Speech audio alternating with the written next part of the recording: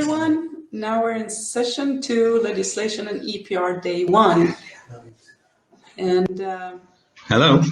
We will be starting, with Dr. Philip Morton, who is the global ambassador for WEEE Forum from Brussels. So Philip, go ahead. We are in a bit of time distress due to these technicalities, but anyway, we have almost 9 minutes. 8 or 9 minutes. 8 or 9 minutes thank you. For you. Thank you very much. The floor is yours. Well, first of all, good morning, everyone, and thank you for inviting me to this first International African Conference. I'm sure it'll be the first of many. I certainly hope so. What I would like to do is to share a presentation with you, and I hope that... Please present yourself and WEEE Forum, because I believe that is not known to everyone. Okay, myself, I've had almost 20 years in the WEEE industry. My previous life, I was the chief executive of a company called REPIC, which was the second largest producer responsibility organization in Europe. Celebrated only a month ago collecting 3 million tons of WEEE since it began collections in 2006. I was also president and a member of the board of the WEEE Forum, and I now run an independent environmental consultancy along with my wife.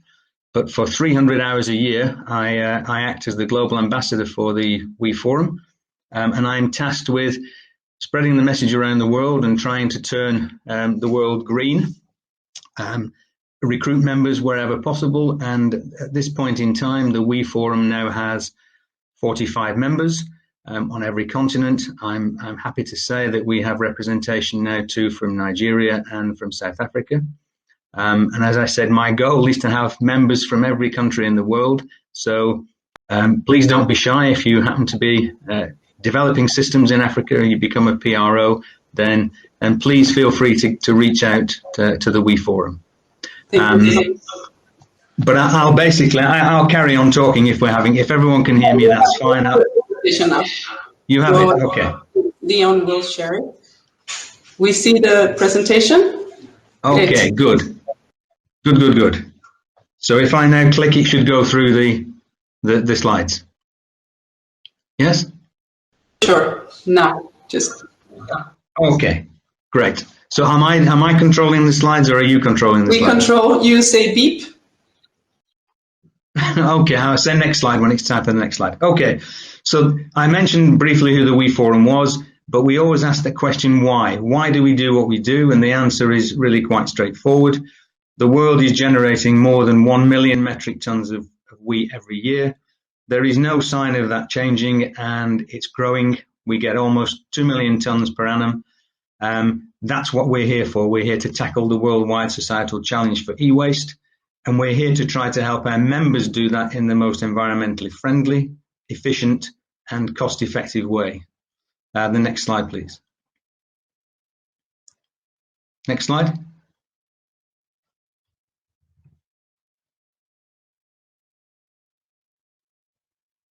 Okay, it's good to see, if you go back a little there, that was the recent G7 meeting in the UK, and we built our very own dedication to Mount Rushmore, but we had the G7 leaders all constructed out of electrical waste. So it's good to see that WEEE is now hitting the mainstream. Next slide, please. So who are we? Next slide. That's what I mentioned before. We now have 45 producer members across the country. There's still a lot to turn red, not politically, of course, but in terms of coverage for WEEE. So we're always outreaching for members. We're always looking to share knowledge and skills amongst our membership. Next one, please. So we represent the entire sector, whether that's B2B or B2C, and every category of WEEE. Many of the members of the WEEE Forum also handle packaging and waste batteries for their members. Next slide, please. In terms of tonnage, the membership of the WEEE Forum collected 2.7 million tons of e-waste last year. That's the equivalent of 270 Eiffel Towers, and almost 22 million tons since the early 2000s. Next one, please.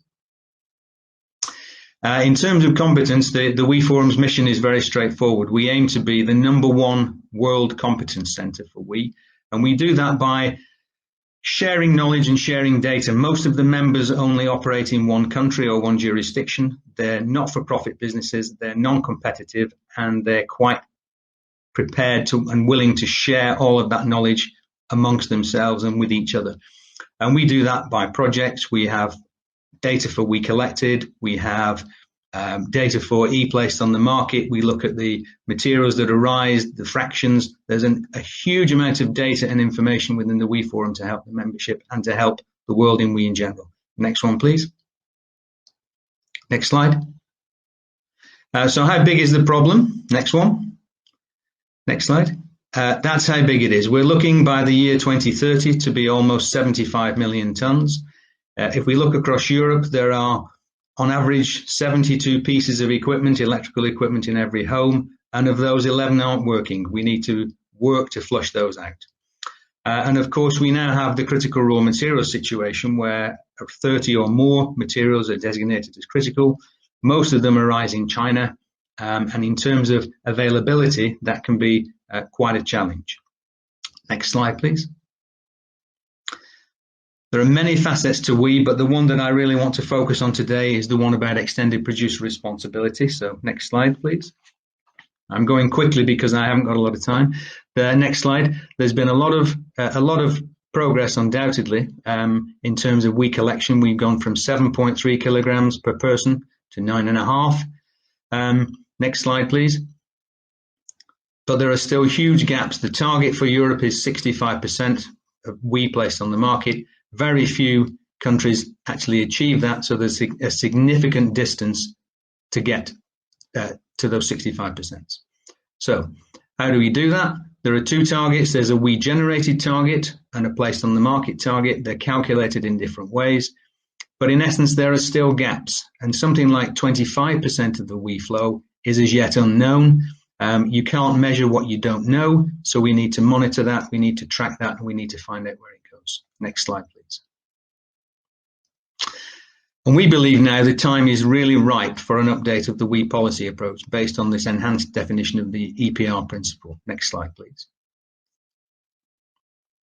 And these are the policy approach and fundamentals. The first and critical element is there are many actors within the WEEE world, whether it's an individual, whether it's a retailer, a municipality, government, producer responsibility organization, all the actors, and everyone has a part to play.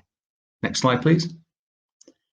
So the critical thing is that we need to set up a coordination body, and we need to have all actors have a seat in that coordination body. Next slide, please. And we need to revise the EPR principle, and this is an interesting one, using what we've called the WAFC, WEEE Available for Collection concept. And a critical takeaway from this, if you remember nothing about what I say other than this next statement, EPR stands for extended, not exclusive producer responsibility. And in some countries, EPR has been used as an excuse to extend into exclusivity, and producers become responsible for financing everything. That's not what this is all about. Every stakeholder has a responsibility, and extended does not mean exclusive. So producers should really only be responsible for the WEEE that they are available for them to collect. It's rather like saying in some countries, for example, other parties collect WEEE, they treat WEEE, and then they go to the producer community and say, you must pay. That's rather like saying in your country, there's a law that says you have to have new windows. That's fine, everybody has to have new windows. But it's not fine if your neighbour puts new windows in your house and then says, here's the bill. You should do it yourself. So WEEE Available for Collection is the critical element. And I think now the next slide is the last one. And we should promote and implement the measures for supporting this all actors approach. So we need to establish this coordination centre, improve collection, particularly in small WEEE, extend it. You can I know I'm short of time, you can read it. And I know also I won't be forgiven by one of my colleagues, Magdalena Charitanovic, in the WEEE Forum if I fail to mention that I have to give a little plug for her, which is for the International E-Waste Day, which is the 14th of October 2021. There's information in the handout section on there called International E-Waste Day. Please have a look at it. Please participate, take part. It's a wonderful event. And on behalf of the WEEE Forum, Pascal, who unfortunately can't be here, and from me, and I'm happy that I can be here, thank you very much. Thank you so very much, Dr. Philip. That was a great presentation, and I love the AAA approach. And EPR, extended, not exclusive. Exactly. And then, of course, monitoring is so critical all the time, and follow-up. It's going to be interesting. On Friday, we have a session on traceability, which, of course, falls into that. So stay tuned for that session as well. Thank you so much. Any questions we will take in the panel discussion later on. So please write your questions in the Q&A on your right-hand side of the panel. And we will pick them up and take them later on. Yeah, we are looking also forward to joining WEEE Forum once we have a PRO in the country. I'm sure you'll be very welcome. Asante sana for that. So